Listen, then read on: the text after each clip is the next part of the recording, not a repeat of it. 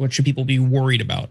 Yeah, so Israel's definitely going back in. And now they say, as you're gonna hear from Jordan, that, well, just knocking out their nukes is not enough. We have to basically destroy everything they have and ever possess. We don't feel safe if any other person could ever defend themselves against us.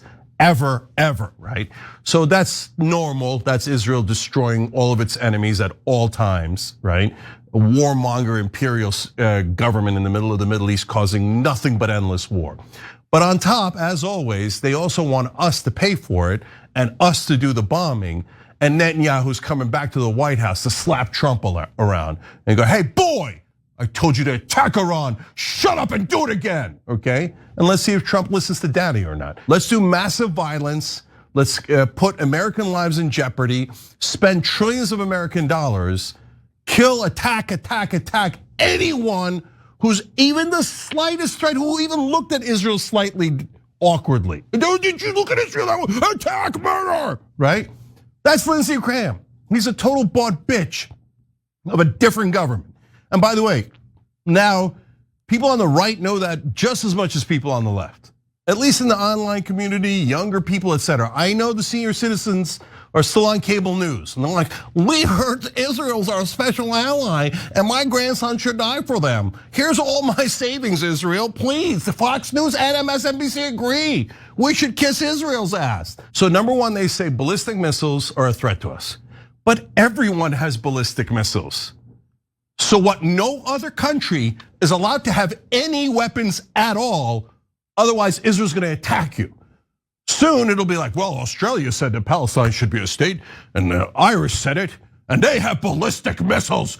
America, you must destroy Belfast for me, and Sydney, and anyone who dares to have ballistic missiles that hasn't groveled at Israel's feet. No, brother, you don't have that right. You don't have the right to destroy every country that has ballistic missiles. That's insanity. That's not a thing that exists other than the absurd, grotesque entitlement of the Israelis. And finally, yes, a couple of missiles got through in Iron Dome. They're like, we're not invincible. We can't just slaughter all of the Muslims. We might lose one or two Israeli lives. I mean, hundreds of thousands of dead Muslims don't count at all, but one or two Israeli lives. America, snap to attention, America. Come on, give me the money, give me the money. Give me the war, give me the bombs, attack Iran right now. And that's what Israel's doing. What a lot of you might not know is a lot of the governments in the Middle East, the Arab Muslim governments, are totally subservient to Israel. Their rulers are.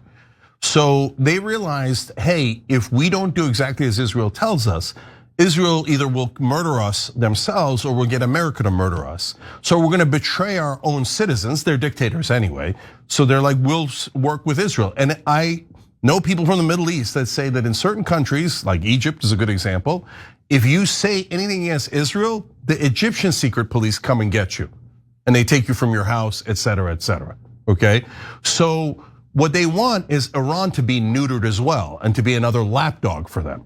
And they want to impose Israel-friendly puppet regimes throughout the Middle East that just say, of course, sir, take our people's land, sir. No, we'll never fight back, sir. You're a demigod, sir. So that's what they want, and that's why they're unsatisfied. I mean, we took out the nuclear facilities. What else do you want? Iran says they'll get back into a treaty and give us all the uranium. What else do you want? It was never about that. It was about subservience and obedience. Since the Iranian leaders will not submit to the Israeli leaders, they must be murdered and they must be replaced with Israel-friendly puppets. So that's the game that's being played. A lot of you, of course, you don't know the Middle East, so how do you know that Jordan and Egypt and Saudi Arabia have leaders that are totally work for Israel and are dogs of Israel, right? But they are. آنچه در مورد ما میگویند